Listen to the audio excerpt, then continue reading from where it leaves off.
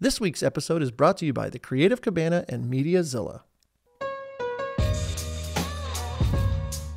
Hello and welcome to this week's episode of the How to Film Weddings podcast. If I haven't met you, my name is John Bunn and I'm one of the co-hosts of this podcast, and we are here to help you grow with your business, your shooting, your editing.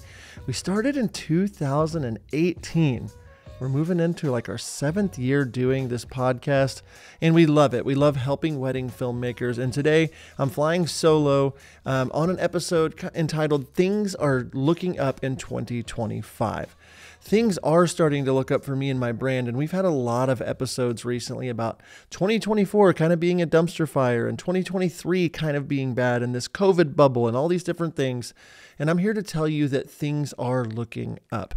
Before we get into this week's episode, I want to tell you about my friends over at the Creative Cabana.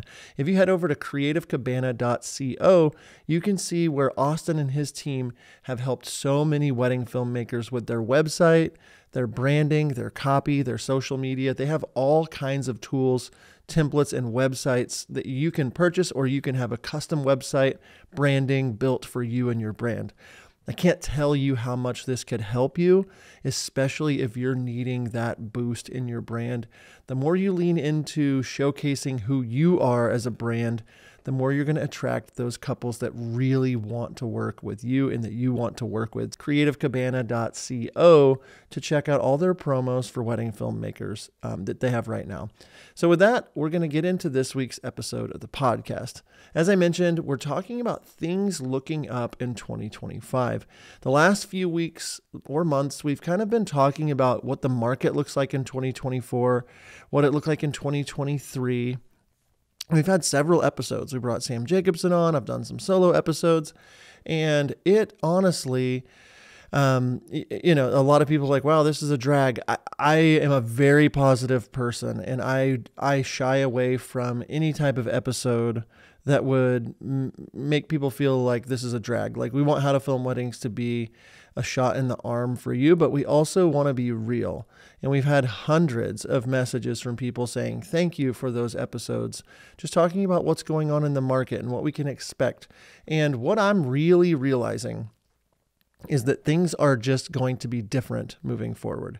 2021 or 2020, somewhere in there, things were awesome. Like before the pandemic hit, the market was booming. People were spending tons of money, but things have shifted, and we've walked across a bridge to a new normal. At least this is what I'm seeing in my business.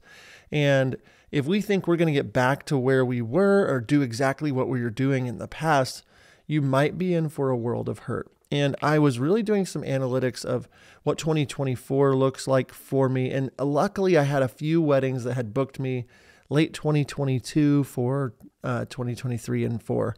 And so I had several weddings that were over $20,000 or $25,000 this year, and it kind of kept my business afloat. But after July, I was really low on bookings, and I was using the same type of booking system, trying to book the same prices that I was 18 months ago. And what I'm noticing with creatives, like people coming out that do content creation, and with people being tighter on their money in an election year and all these different things, people are just much more aware of what they're spending. When you're spending $9 on a dozen eggs, you're trying to figure out ways to save money. And whether you like it or not, that's just the reality. And so what I've started to do is really interview a lot of people and talk to people about what they're doing, what they're changing, and is it okay to do things differently? And I want to tell you that it absolutely is different and good to do different things. I've never really lowered my prices, but this last July, I really, I've said it on the podcast a few times, but I was on a family vacation and I noticed my wedding video business account was overdrafted. That hasn't happened to me in forever. I still have money, and I still had money in the How to Film Weddings account and my personal account, but waking up and seeing that red number in my bank account was shocking. I moved money over. I made sure that I didn't have any fees or anything like that, but it really got me thinking, where is John Bunn Films? What am I doing with John Bunn Films? What should have I been doing? And How to Film Weddings is my main source of income now, but it really made me think, do I want to keep doing weddings? Am I doing this wrong? Am I an imposter? Like, all these questions came to mind, and I started talking to more and more people, and they're saying, yeah, I don't have very many bookings. I don't have very much going on. And some people weathered the storm. They're fine. Others were hurting, and this information has been really helpful to them and giving you the okay to change what you're doing. So in July, I reached out to about 14 of my wedding planner friends and just said, hey, fall is not looking great for me. It's just not. Do you have any weddings? I typically charge $15,000 or so starting. I'm open for anything. One of my friends, Ariana, sent me a message, said, hey, I've got a wedding on November 9th, and the couple has a $7,500 or so budget. Would you be interested? And I custom built them something that was a solo shooting package for 6 hours, a 6-minute film, just something pretty standard and basic. But they booked me. And it kind of changed my mindset of like, okay, this is what I needed to do to get a booking in the fall of this year, instead of just saying my prices are $20K. Do you want to book me? No. Okay. I'll forward your, name to another wedding videographer. And I just realized that there were so many wedding inquiries that came in that I treated like 2022 couples that I probably missed out on like 8 or 9 or 10 bookings that I could have already had. So my mindset has shifted.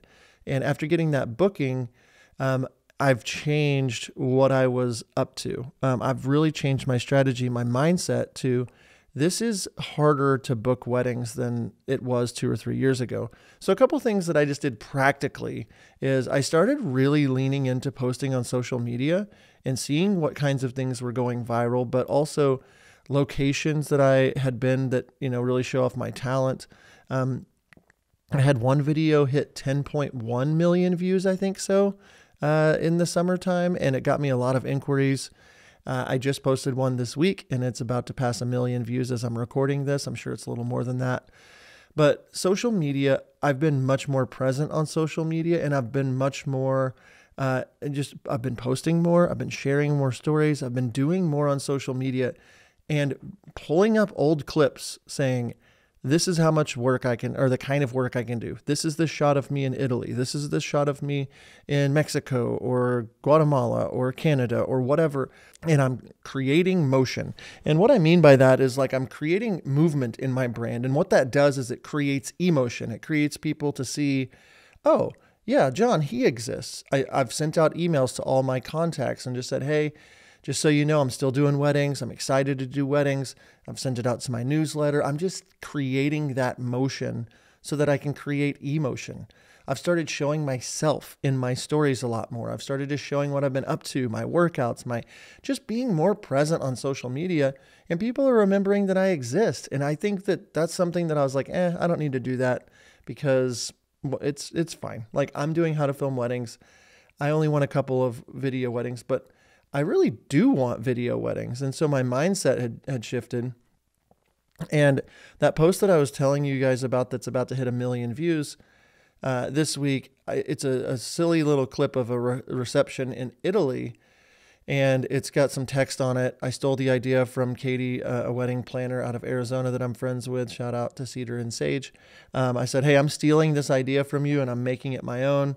She said, I stole the idea, go for it. But I put some text on the screen and showed this one reception clip of a reception overlooking Positano. I mean, it's an iPhone clip.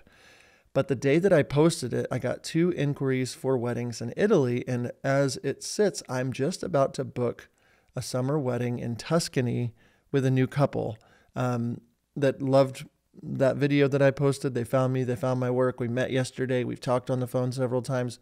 And they're about to book me, pay for my food, travel, lodging, and pay me to come out to Italy to do a wedding in Tuscany. And yesterday also I got an inquiry for a proposal in Guatemala. Someone wants to pay me to come out to film them proposing to their girlfriend. And I've been working out the final details on that. And then another proposal came in for a wedding in January in Tulsa because one of my friends saw my posts and said, hey, they were thinking of me. They knew their friend was getting married in January, and I just sent them a $12,000 package that the mom said, hey, we're going to book you. We just got to figure out how to make it work. And I tell you all those things, first of all, because you know me, I love a humble brag.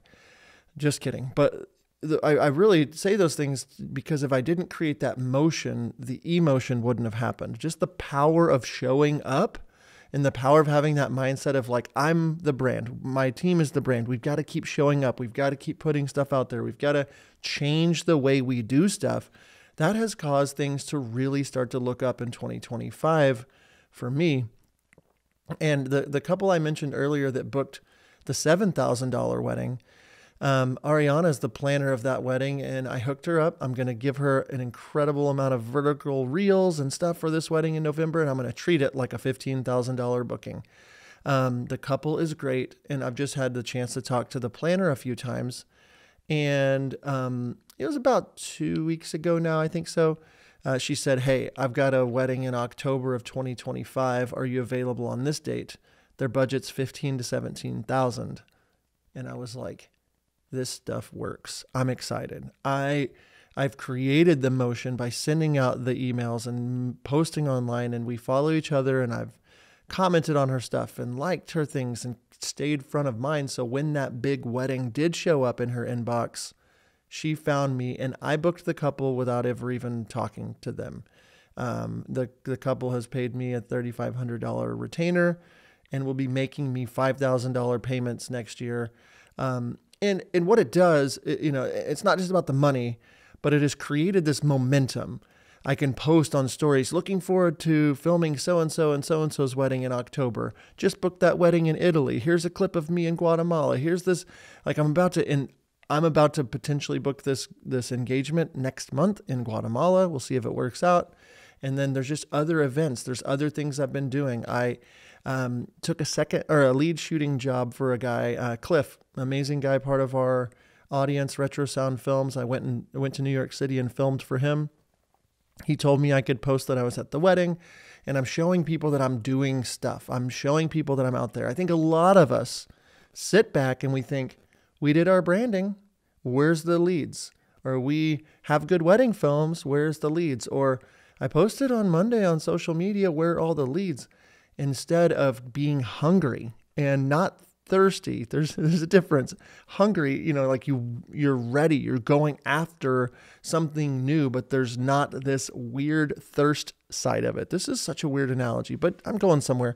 Take it or leave it. But when you can tell somebody needs the booking and they need money and they're selling, like it just kind of feels wrong. But if you're the one that's playing offense and you're putting out towards your audience, the brand that you want to put out, people are attracted to that. And I'm not lying about what I'm doing. I'm showing that I'm in New York City. I'm getting tagged in photos and resharing them from the wedding I'm at. People are seeing I'm at weddings and I travel. And when I talk to new couples, I'm like, yeah, I was just at a wedding in New York City and I'm just about to book one in Italy.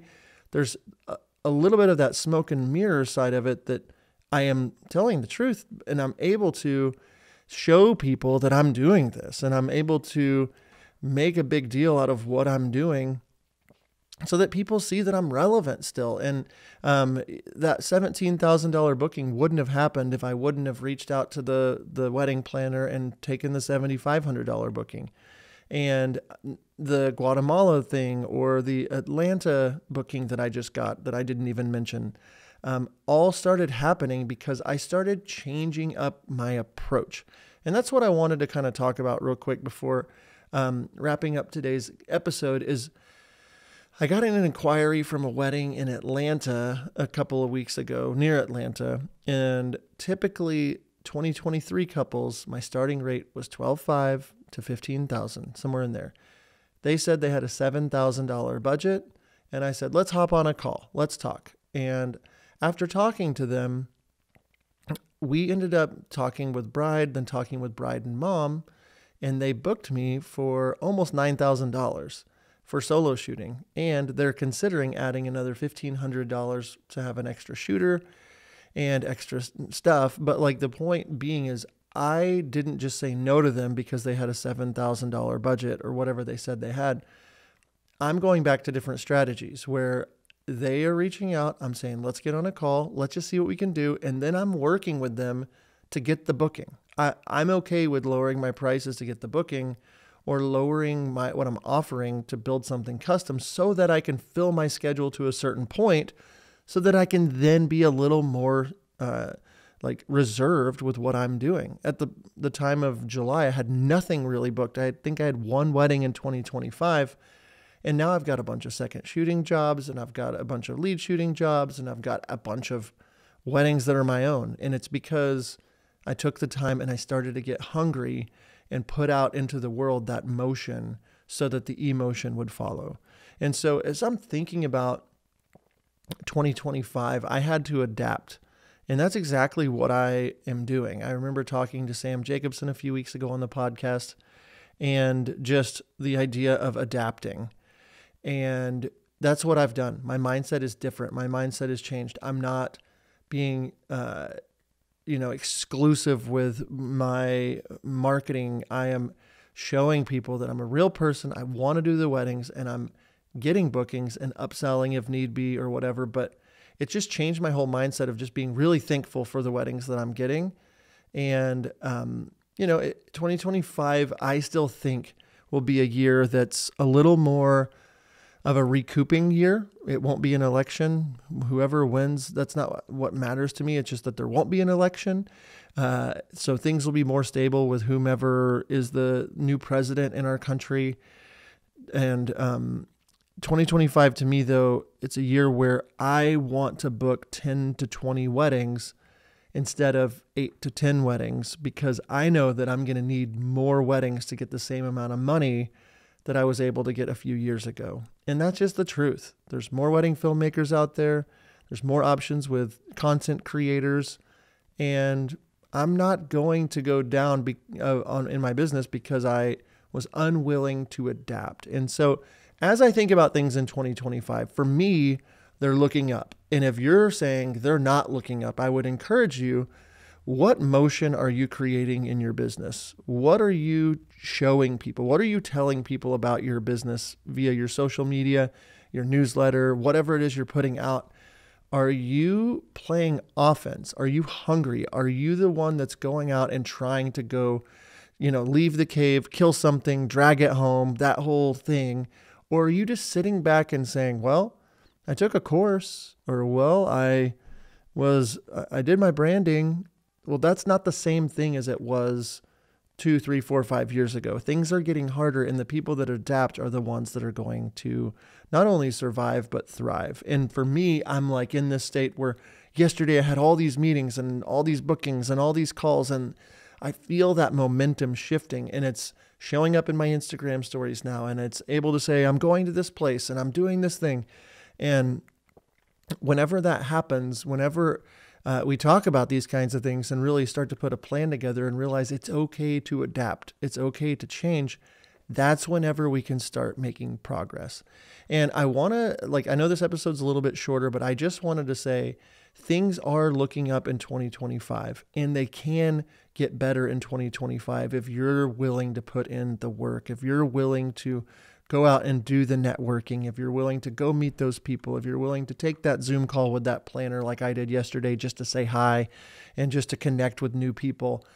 Get on your Instagram DM, start DMing your contacts, see if you can grab coffee, see if you can do something for free for them, do something different, go out and go hunt and go make that happen in your business instead of just sitting and waiting for it to come to you. What I have noticed is that I'm happier whenever I'm out there doing the work, and it's hard work. It's harder than it was to get the work 2 or 3 or 4 years ago. But instead of just sitting there, what can you be doing to make motion in your brand so you can create that emotion in 2025? One of the things I did want to talk about is our mastermind group. And Nick and I, we haven't announced anything yet, but we're going to be changing it up a little bit in 2025. We know that things are tighter for people. We know that it's harder to get weddings. We just know that there's a lot going on. And so stay tuned for a new and improved version of Mastermind that we're working on. We'll be releasing it in January, but even if you've done our Mastermind program before, we're just changing some things up, and we're making it a little bit more accessible. and just doing some things. I don't want to say anything else, but if you are like, what the heck is your mastermind program? Just head over to howtofilmweddings.com/mastermind. There's a wait list. You can kind of see what we did this year. But we're looking at making some changes, and I'm really excited about it.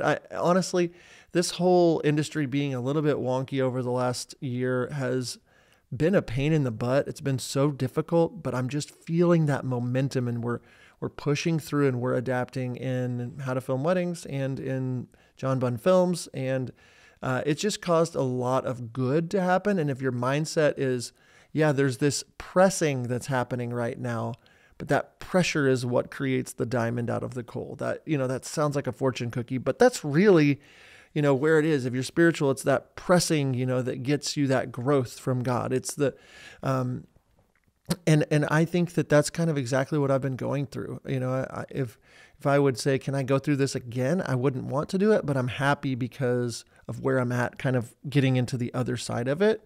So I would tell you things are looking up in 2025. I really, really think they are. Quick favor, if this is helpful, if this has been helpful, or if you can just pop by and say hello, it'd mean the world to me, because I'm in my office by myself. I'm talking to a camera, got a microphone. It's just me. I love the community and the connection that I have with so many of you. If you're hearing my voice right now, stop what you're doing. Just hop onto Instagram, go to How to Film Weddings, and just send me a message real quick and tell me what you think of this episode, or just say hi. I'd love to personally respond to you. I love voice notes. Send me a voice note, any of that, just on How to Film Weddings. It's one of my favorite things that we do. Lastly, I'm going to be doing a lot more free Zoom calls and free live Instagram calls and things like that. So if you're not part of our Instagram page or our Facebook page, be sure to log in, come back, get involved, start leaning in. It's the time to do it. We're into October. We've got a few months left this year. Let's get our mindset shifted before the year gets here and start booking those weddings. All right, that's all I have for today. Thank you so much for tuning in. I hope this episode was helpful, and until next time, we'll see you.